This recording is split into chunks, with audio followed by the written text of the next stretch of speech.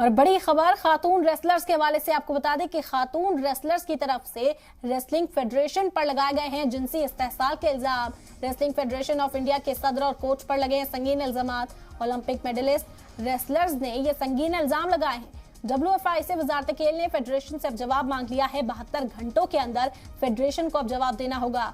Wrestling federation of India में बदलाव हो, बजरंग पुनिया ने मांग की। हिंदुस्तान की खातून रेसलर्स की तरफ से रेसलिंग फेडरेशन पर जिनसी इस्तेहसाल के इल्जाम लगाए गए, जिस पर वजारत खेल सख्त हो गया है। वजारत खेल ने रेसलिंग फेडरेशन ऑफ इंडिया के 72 घंटे में जवाब मांगा है। बता दें कि वजारत खेल ने कहा है कि ये मामला एथलीट से जुड़ा है, लिहाजा इसे बहुत संजीदगी से लिया जाएगा। बुध को कई खातून रेसलर्स ने प्रेस कॉन्फ्रेंस कर फेडरेशन के सदर और कोचेस पर यौन जिनसी इस्तेहसाल का संगीन इल्जाम लगाया था। बता दें कि इल्जाम लगाने वाली खातून रेसलर्स ओलंपिक और कॉमनवेल्थ गेम्स में मेडलिस्ट भी हैं। साक्षी मलिक यहां पहुंची थी, विनीता फोगाट यहां पर पहुंची थी। बजरंग पुनिया ने प्रेस कॉन्फ्रेंस करते हुए सहाफियों को खिताब करते हुए बड़े इल्जाम लगाए हैं, जिस पर अब वजारत खेल की ओर से जवाब मांगा गया है। बता दें कि अब 72 घंटों के अंदर ही WFI को वजारत खेल को जवाब देना होगा। देखिए, हमारी विनेश फोगाट से भी समय समय पर मुलाकात होती है। वो भी अपने हस्बैंड के साथ आई थी। उसने कभी नहीं बताया कि कैंप के अंदर कोई कोच जो है किसी का हैरेस करता है। अभी 4-5 दिन पहले उसने साई के साथ एक मीटिंग थी, तो उस मीटिंग में उसने कहा कि चीफ कोच को बदल दिया जाए। चीफ कोच जो पहले था वो हरियाणा का था, वो रिटायर हो गया। कुलदीप नाम है, वो रिटायर हो गया, पुराने थे। उनकी जगह पर नया कोच लाया गया जो एयरफोर्स का कोच है और हरियाणा का ही रहने वाला है।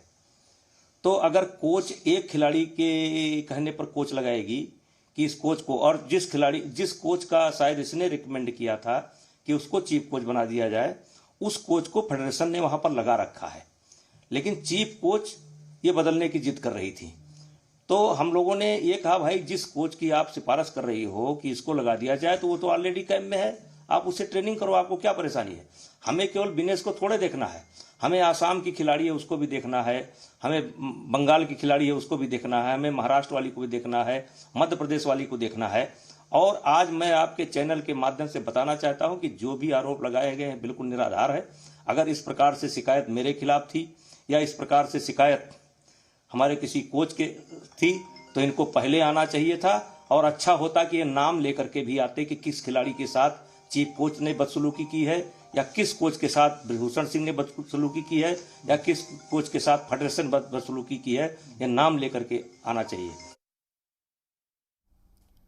तो भारतीय कुश्ती फेडरेशन पर पहलवानों ने जो इल्जाम लगाए थे, उन पर मुलजिम ब्रिजभूषण शरण सिंह का रद्द-ए-अमल भी सामने आया। जो आपने सुना, उन्होंने अपनी बात रखी है। जिनसे इस्तेहसाल के इल्जामात पर कुश्ती फेडरेशन के सदर ने कहा है कि अगर इल्जामात साबित हुए तो वो फांसी लगा लेंगे। ब्रिजभूषण शरण ने जिनसी इस्तेहसाल का कोई वाकया नहीं हुआ, इससे साफ तौर पर इनकार करते हुए वो नजर आए। जिनसी इस्तेहसाल के इल्जामात पूरी तरह से गलत हैं। तो सदर का बयान भी यहाँ पर आपको सुनाया। रेसलर्स ने कल ही यहाँ एहतजाजी मुजाहरा किया था, जंतर मंतर पर बैठकर प्रेस कॉन्फ्रेंस की थी।